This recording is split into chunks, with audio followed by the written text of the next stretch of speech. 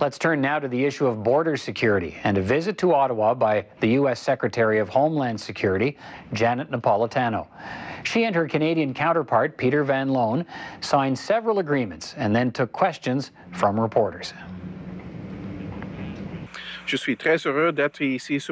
very happy to be here this morning with the American Secretary of Domestic Security. Ms. Napolitano and I had agreed in March to meet at least twice per year in order to find ways to better manage the border by targeting sectors that require intensified cooperation.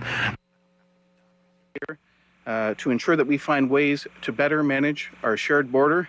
This high-level meeting mechanism is something that never happened before, and I think it's something that's turning out to be very positive for both our countries. Yesterday, we concluded an agreement on integrated cross-border maritime law enforcement operations, commonly referred to as ShipRider. ShipRider will allow both countries to police our shared maritime border together. By joining together with the United States, we will be better positioned to crack down on crime taking place in our shared waterways, like the smuggling of illegal drugs, tobacco contraband, and guns. And no longer will criminals be able to rely on an imaginary legal line in the water to escape the long arm of law enforcement. ShipRider has already been tested by our officials.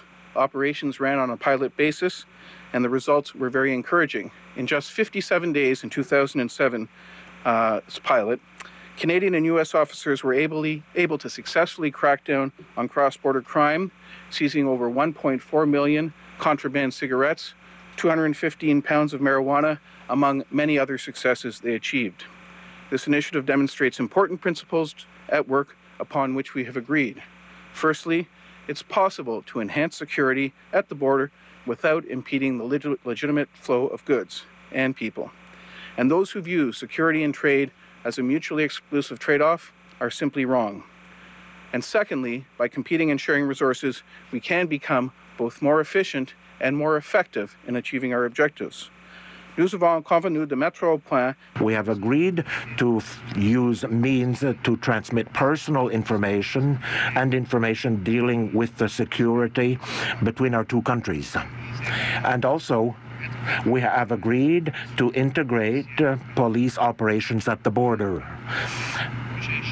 The ShipRider project is a very good example of such an initiative. And risk assessment for our mutual border. As this work proceeds, we will be able to develop a common understanding of the threats and risks that we face at the border and find ways to address these. It will build trust. It will strengthen our cooperation. It will strengthen enforcement, and it will allow us to deploy our resources more effectively. The advocates of trade and the advocates of greater security in both our countries have been calling for such a joint threat and risk assessment for some time.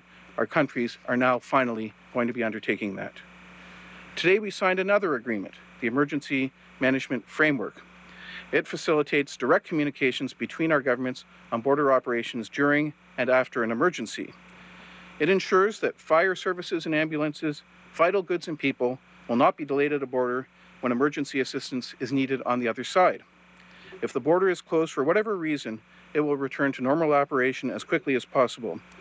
This agreement is again proof of our improving relationship in allowing us to develop practical, flexible approaches to solving some of the issues we face at the border.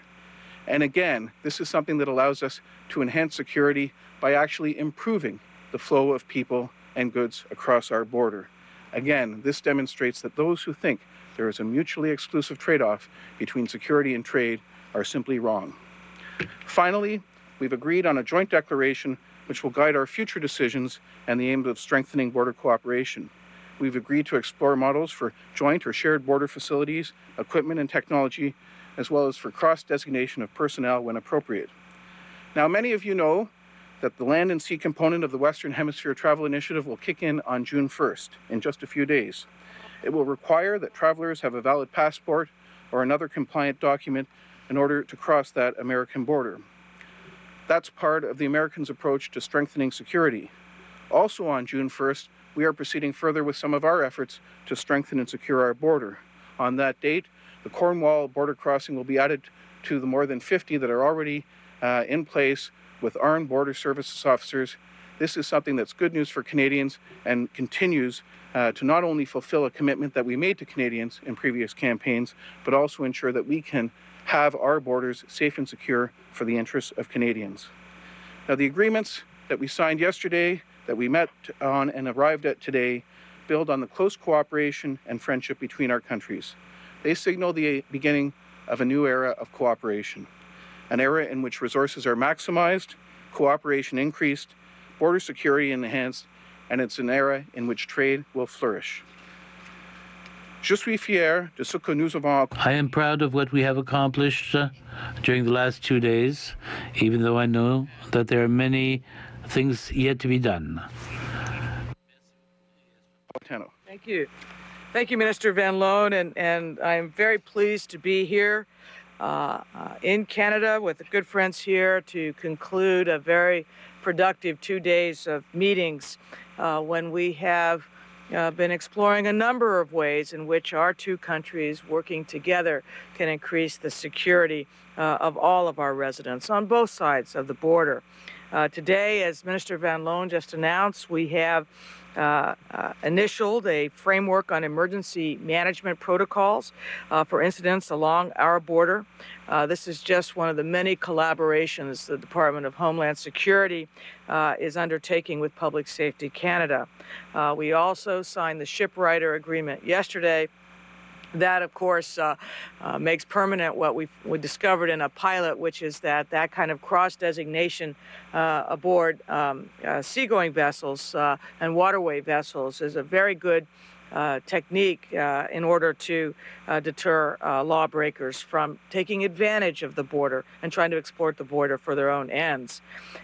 We have in these protocols for emergency management, by way of example, bolstered communication between emergency departments on measures necessary to respond to, recover from an emergency, established coordination for the movement of goods and people across the border during a period of emergency, committed to develop joint messages for critical infrastructure sectors, health officials, trade, and the general public about the extent of an emergency, and again, have agreed that this is a place where we can take steps to furthering the joint cooperation between Canada and the United States where the safety and security of our peoples are concerned. I look forward to working over the next months and years as we continue to meet to flesh out the agendas that we have set for ourselves. We share a common interest. The common interest is safety and security, and recognizing the close friendship that Canada and the United States have always had and will continue to have. Thank you very much. Ms. Napolitano. We'll start with Mr. Fife. As you know, I'd like to question both ministers. As you know, 70% of the goods that cross the border are interfirm. In other words, we're really connected in terms of U.S. subsidies and vice versa. What is and you're dealing with a lot of border threat security, but I wanted to ask you, what do you consider the significance of the threat of Chinese and Russian espionage to North America? How serious is this threat in terms of the technological stuff and the military stuff that they're trying to steal? One of the things that we did talk about is a little bit on cybersecurity, and it's a concern both countries share. In fact, the countries you mentioned are ones that have proven to be adept operators in that area. And they're not the only ones. There are a lot of private individuals and other interests that are threatening our security in that regard.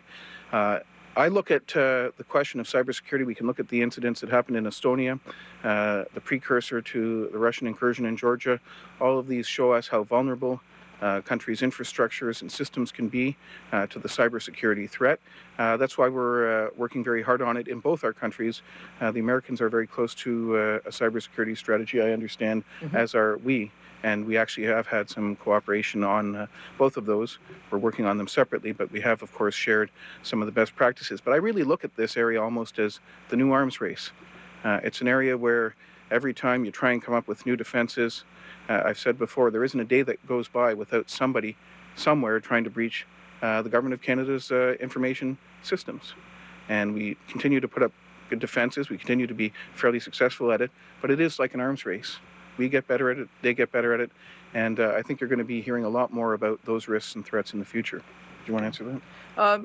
No, except to reiterate that obviously the issue of cybersecurity is an evolving one where both of our governments are working on a number of things. President Obama, when he took office, initiated a 60-day review of how cyber is organized within the federal government in the United States. The results of that review are due to be announced any day now. But I think it's safe to say that the Department of Homeland Security will be taking the lead not only on the protection of the .gov sites within the United States government,